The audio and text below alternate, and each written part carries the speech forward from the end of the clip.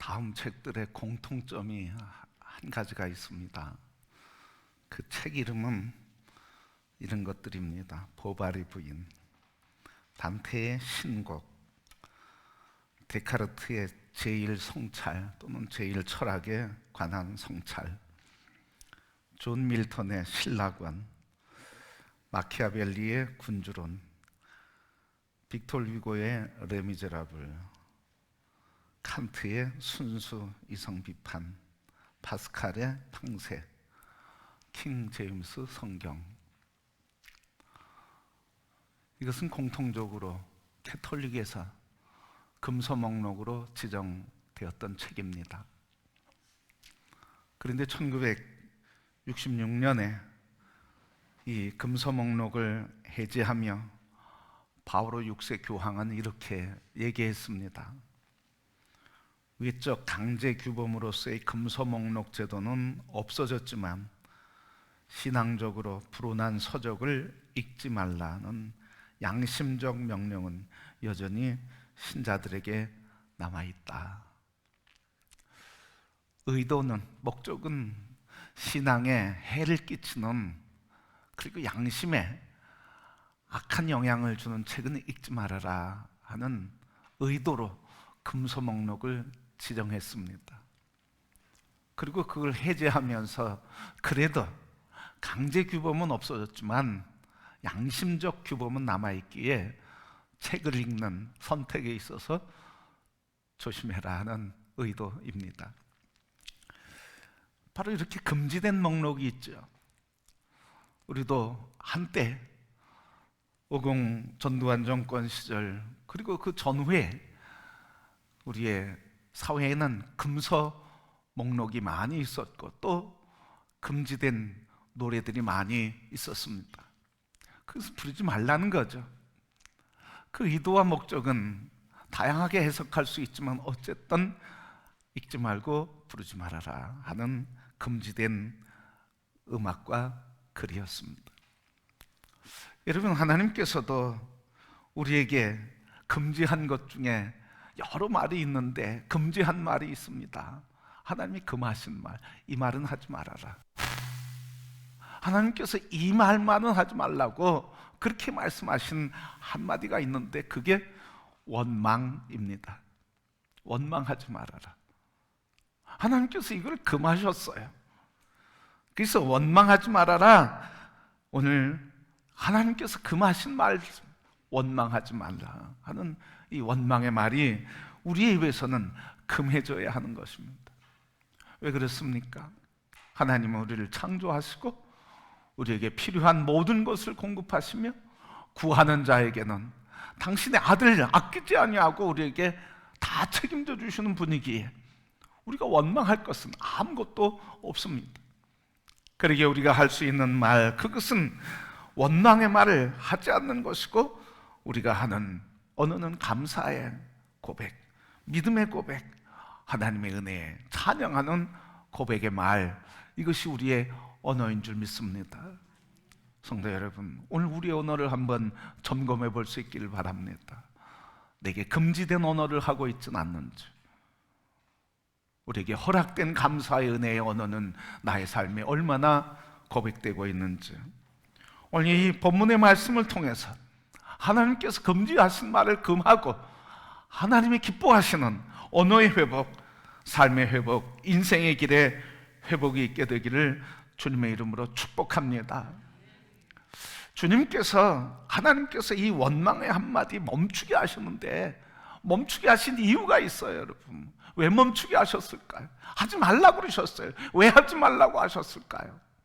이 원망의 한마디는 모든 하나님의 계획을 멈춰서게 하는 거예요. 전진하던 길을 멈춰서게 하는 거예요. 하나님이 진행하고 계시던 이 약속의 이 계획들을 멈춰서게 하는 거예요. 여러분, 이스라엘 백성들이 430년 동안 노예 생활하지 않았습니까? 그들의 마음에는 오직 한 가지 소원밖에 없었어요. 뭡니까? 출애굽 해방이었어요. 그리고 하나님이 약속하신 그 젖과 꿀이 흐르는 그 땅을 들어가는 이 열망과 소원이 430년 동안 그들의 마음에 가득 찼습니다. 그래서 마침내는 그들이 더 이상 견딜 수 없을 때 땅을 치며 통곡하며 부르짖으며 하나님께 호소하고 간구하게 될 때 하나님께서 그들의 소리를 들으시고 이 땅에 내려오셔서 바로에게 10가지 재앙을 통해 기적적인 그리고 놀라운 항복의 사건을 받아내고 출애굽을 이루시며 또한 홍해를 건너 광야길을 행진하게 되었습니다. 그 광야길을 행진하며 가데스 바네아의 땅에 이르렀는데 하나님께서 이스라엘 백성들의 소원을 들으셔서 가나안 땅, 젖과 꿀이 흐르는 그 가나안 땅 430년 동안 기다리고 해방을 기다리며 그 약속의 땅을 기다렸던 그 땅을 정탐하고 오라고 했습니다. 보여주고 싶었습니다. 이 땅이니, 이런 땅이니 너희들은 이 땅을 바라보고 이 광야를 승리하라고 격려하시고자 하나님께서 이스라엘 백성들 12지파에 한 명씩 대표를 뽑아서 보냈습니다. 그런데 그들이 모두 돌아와서 그 땅에 대한 경이로움에 놀라고 흥분되었습니다. 그 땅이 과연 젖과 꿀이 흐르는 땅이로다. 그런데 그 12명의 정탐꾼의 보고 이후에 38년 동안 가데스 바네아에 머물러서 한 발짝도 전진할 수 없었습니다. 왜 그랬을까요? 하나님 이렇게 기뻐하시고 소원하시고 그리고 그들의 소원을 들으셔서 가나안 땅에 인도하시고자 그 땅도 보여주시고 그래서 저들로 하여금 가게 하던 그 길 승리하도록 하시고자 하는 하나님의 인도하심, 불과 구름 기둥으로 메마른 땅에 길을 내주시고 목마른 저들에게 반석에서 샘물이 터져서 저들을 먹고 마시게 하며 인도해 주셨는데 그 길을 하나님 왜 멈췄느냐는 거예요. 그 성을 한마디 때문에 그렇습니다. 2절 오늘 본문의 말씀 보니까 뭐라고 합니까? 2절 말씀에 보니까 모세와 아론을 향하여 원망하며 27절 29절 말씀 보니까 저들의 원망은 나를 향한 것이라 하며 나를 원망하는도다 하시면서 원망하는 저들에게 29절 말씀 보니까 저들을 다 광야에서 죽게 하리라. 원망한 모든 자들은 광야에서 다 죽게 하리라. 그 원망의 말 그 순간에 하나님의 계획이 멈췄습니다. 하나님의 전진이 멈췄습니다. 은혜의 사건들이 거기에서 가데스 바네아에서 한 걸음도 약속의 땅을 향해 전진할 수가 없었습니다. 여러분 이게 뭡니까? 이렇게 원망의 한마디는 하나님의 역사를 멈추게 하는 거예요. 우리에게 은혜로 누리게 하시고 약속된 땅을 향한 전진의 길을 막아서게 하는 거예요. 그렇게 오늘 하나님께서 원망하지 말라고 하는 거예요. 성도 여러분, 우리 언어의 원망이 다 사라지길 축복합니다. 그 언어는 하나님과의 관계를 단절시키며 하나님의 약속을 멈추게 하며 하나님이 약속한 그것을 향한 전진의 길을 막아서는 악한 세력입니다. 그렇게 우리가 원망을 멈추고 감사와 하나님 향한 찬양의 말이 회복되어야 할 것입니다. 여러분 430년 동안 이렇게 고통과 아픔과 눈물과 삐아낌과 수탈과 지치고 피곤한 인생, 그러면서 얼마나 그들이 피눈물을 흘렸습니까? 자기의 자식을 자기가 죽여야 했고 자기의 자식들을 자기에게 손으로 죽여야만 하는 이런 처참하고 고통스러운 인생 속에서도 하나님의 약속 붙들었는데 그 땅 가는데 그 길이 멈춰서고 만 겁니다. 왜? 원망 한마디 때문에. 성도 여러분, 원망을 그치고 감사의 언어가 우리에게 있게 되기를 축복합니다. 여러분 왜 원망이 나왔을까요? 왜 원망할까요? 우리는 원망은 안목이 없어서 그래요. 안목. 이번 주에 책을 제가 제자의 삶이라고 하는 코스그로브예요. 코스그로브 목사님이 쓴 책을 제가 읽고 지난주에 읽게 됐습니다. 근데 그 책을 읽으면서 안목에 대한 이야기가 나오더라고요. 안목에 대한 이야기를 나오는데 그 안목에 대한 이야기를 읽으면서 제가 감동이 됐어요. 이렇게 얘기합니다. 안목이란 뭐냐?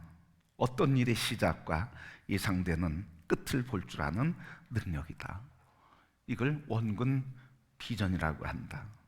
앞에 있는 것뿐 아니라 멀리 있는 것도 볼 수 있는 능력이기 때문이다. 그러나 사람은 당장 눈앞에 있는 것만 보려고 하는 결점을 가지고 있다. 그래야 현재 하고 있는 행동의 장기적인 결과가 무엇인지를 보지 못하는 것이다. 현재 보여지는 것, 느끼는 대로 말한다. 현재 감정에 따라 말한다. 기분이 좋으면 옳으냐 그르냐, 좋으냐, 좋은 일이냐 나쁜 일이냐, 선이냐 악이냐, 하나님의 뜻을 이루느냐 아니냐에 상관없이 말한다. 여러분, 안목이 뭐라는 거예요? 이 안목에 대해서 코스그로비 목사님이 하시는 이 말씀이 어떤 일의 시작과 예상되는 끝을 볼 줄 아는 능력이 돼요. 이걸 오늘 우리의 말로 바꿔서 얘기하면 뭘까요? 하나님께서 어떤 일을 시작하셨을 때, 하나님께서 일을 시작하시고 이끌어 가시는 과정과 그리고 그 결과를 바라볼 수 있는 능력, 그게 우리 영적인 안목이라는 거예요. 그래서 안목이 없다는 건 뭐예요? 이 사람들이, 광야의 사람들이 안목이 없어서 다 멸망당했어요.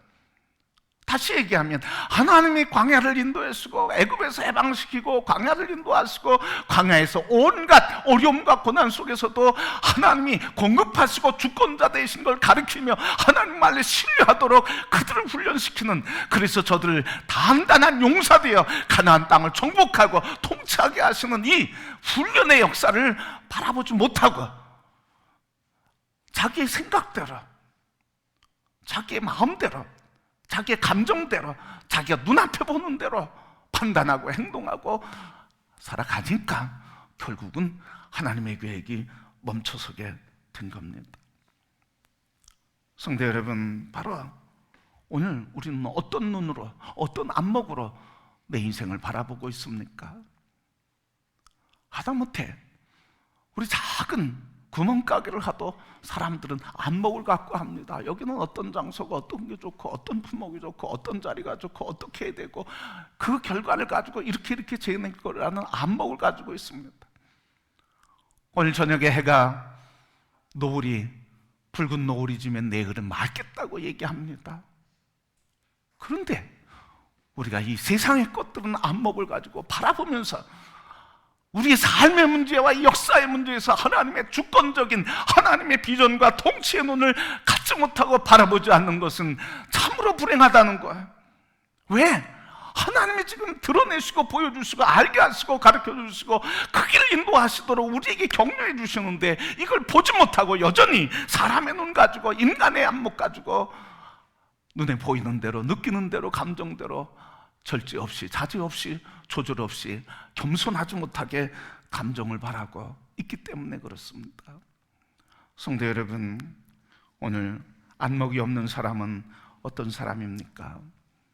오늘 2절 3절 말씀 보면 안목이 없는 사람은 원망해요. 뭐라고요? 애굽 땅에서 죽었거나 광야길에서 죽었으면 좋았을걸. 왜 하나님 그 땅으로를 인도하시는지. 광야에서 죽지 못한 게 원망거립니다. 애굽에서 죽지 못한 게 원망입니다. 하나님이 해방하셔서 가나안 땅, 약속의 땅, 복된 땅으로 인도하는 그것도 원망거립니다. 그것뿐이 아니라 칼에 쓰러지게 될까, 처자식이 포로로 잡혀갈까. 그래서 자기들이 뭐라고 합니까? 오늘 4절 말씀, 5절 말씀 보니까 우리에게 지휘자를 하나 세우자, 그의 인도하심 따라 애굽으로 돌아가자. 여러분, 원망은 이런 거예요. 원망을 멈추시길 바랍니다. 원망이 멈춰지고 하나님의 비전에 붙들리게 될 때 어떻습니까? 하나님의 안목이 있는 사람은 말이 달라집니다. 뭐라고 합니까? 8절 9절 말씀 보니까 여호와께서 우리를 기뻐하시면 그 땅으로 인도하여 들이시리라. 그 땅은 우리에게 주시리라. 다만 여호와를 거역하지 말아라. 두려워하지 말라. 그 땅 백성을 두려워하지 말아라. 그들은 우리의 먹이라. 그들의 보호자는 그에게서 떠나갔다 하면서 한마디 더 해요. 한마디. 믿음의 안목이 있는 사람, 하나님의 안목이 있는 사람, 비전의 안목이 있는 사람, 영적인 안목이 있는 사람 한마디도 합니다. 모든 말 위에 마지막 한마디 9절 하절 말씀 보니까 여호와는 우리와 함께 하시느니라. 하나님이 함께 하시니, 만군의 하나님이 함께 하시니 두려워하지 말아라, 절망하지 말아라, 원망하지 말아라. 하나님이 우리를 기뻐하시니 그 땅으로 우리를 인도해 주신다고 하는 이런 믿음의 안목이 있는 사람은 하나님의 역사를 봅니다. 이게 뭡니까? 하나님이 인도하신다. 저들의 신은 죽었다, 떠났다. 하나님이 우리와 함께 하신다고 하는 믿음으로 인도하시고 그 땅을 차지할 거라고 하는 분명한 믿음의 눈을 보고 그것을 바라보고 말하는 겁니다. 그러니까 안목이 있느냐 없느냐에 따라서 우리의 인생은 달라지는 거예요. 여러분, 우리는 어떻습니까? 여러분 한 분 한 분은 어떻습니까? 안목이 없어서 하나님이 하시는 일을 보지 못하고 볼 수 없어서 절망하고 있습니까? 우리의 눈이 열려 하나님이 이루시는 안목, 영의 눈이 열려 약속의 땅을 바라보며 오늘 절망한 자들 격려하고 도전케 하는 믿음의 성도들이 다 되시기를 축복합니다. 어떻게 우리 이런 안목을 가질 수 있을까 하는 거예요. 어떻게 이런 안목을 갖고 인생에 만나는 모든 문제 속에서도 우리는 두려움이 찾아올지라도 두려움을 이기고, 절망이 우리를 덮는다 할지라도 절망에 도전해서 맞서 싸울 수 있는 이 안목이 어떻게 생길 수 있느냐 하는 거예요. 많은 사람들이 방법이 없으면 절망합니다. 방법이 없으면 절망해요. 하다 모든 방법이 다 없어지면 절망해. 이제는 뭐라고 그래요? 이제는 소망이 없다. 왜? 방법이 없기 때문에 소망이 없대요. 근데 여러분, 안목을 갖는 사람은 방법을 찾는 사람이 아니라 본질을 찾는 사람이에요. 그게 무슨 말입니까? 이렇게 하면 될까? 저렇게 하면 될까? 이 길이 그 길인가? 이 길이 옳은 길인가? 이 길이 정말 되는 길인가? 그 길, 방법을 찾지 않고 본질, 길이 누구입니까? 예수 그리스도. 나는 길이다.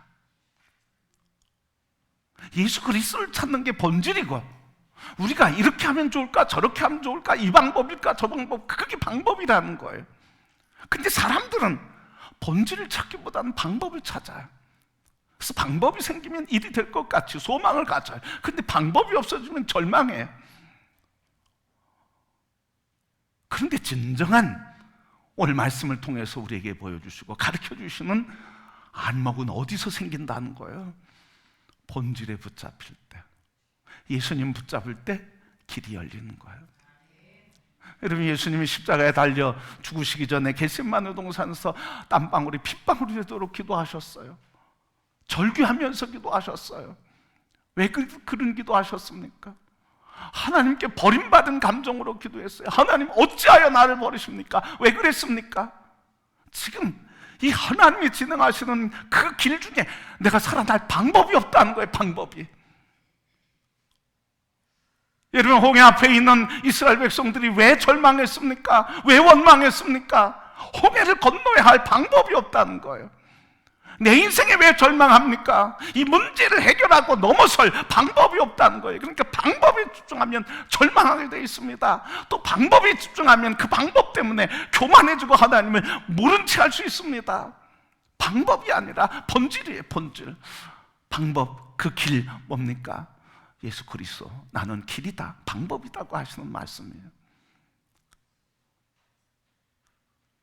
홍해 앞에서도 방법에 집중했을 때는 다 막혀 있었지만 하나님께 집중하고 하나님을 바라볼 때, 하나님께 귀를 열 때 하나님께서 모세에게 하시는 말씀, 모세가 듣고 그 말씀에 집중하고 순종해서 지팡이를 들고 향하여 치게 될 때 홍해가 열리는 방법이 생긴 줄 믿습니다. 이게 그리스도인의 삶이에요, 여러분. 방법이 없어서 절망이 아니라 하나님을 믿는 믿음이 없어서 절망하는 거죠. 방법이 없어서 우리가 실패하는 게 아니라 하나님이 지금 방법을 가지고 인도하시는데 그 길을 보지 않으니까, 그 길에 아멘하고 따르지 않으니까 인생이 곤고하고 슬픔과 아픔이 있는 거죠. 성도 여러분, 오늘 방법이 아니라 원리이신 예수 그리스도에게 집중하는 성도들이 되기를 축복합니다. 여러분, 홍해 앞에 있는 이스라엘 백성들 지금 말씀드린 것처럼 그렇잖아요. 방법을 찾을 땐 절망, 하나님께 집중할 때는 길이 열리고. 여러분, 홍해와 요단강에 이스라엘 백성들은 어떻게 바뀌었습니까? 출애굽한 초기의 백성과 가나안을 정복하는 백성들은 어떻게 바뀌었습니까? 홍해 앞에서 원망과 절망, 방법이 없어서 원망하고 절망했는데, 요단강을 앞에 둔 이스라엘 백성, 가나안을 정복한 백성은 뭘 했습니까? 홍수가 나서 요단강을 범람하기 직전에 그때 요단을 건너라, 제사장들은 그 물가에 서라, 아무 얘기하지 않고 아멘 하며 순종했습니다. 본질이신 하나님과 그 말씀에 붙들리고 그 말씀에 붙들려서 그 말씀 붙잡을 때는 방법이 생긴 겁니다. 길이 열린 겁니다. 그 길을 가게 된 겁니다. 성도 여러분, 오늘 우리가 안목이 생길 때 하나님의 역사로 인해 하나님의 영광을 찬양하며 노래하게 되는 것이고 우리의 인생이 승리하게 되는 줄 믿습니다. 그러게 여러분, 우리가 이런 삶의 문제 앞에서 자꾸 내 생각, 내 마음, 내 뜻, 내 주장, 내 감정대로 말하지 않기를 축복합니다. 안목을 갖기 바랍니다. 무슨 안목? 원근 안목. 먼 것을 보고 가까운 것을 볼 수 있는 안목. 곧 일의 시작과 진행의 과정과 결과를 바라보는 능력. 이런 원근 안목, 믿음의 안목, 영적인 안목, 하나님의 눈에 안목을 나의 것으로 여러분 모두의 것이 되기를 주님의 이름으로 축복합니다. 이게 언제 열린다고요? 본질에 집중할 때요, 예수 그리스도에게 집중할 때요, 말씀에 집중할 때요, 성령님에게 집중할 때요.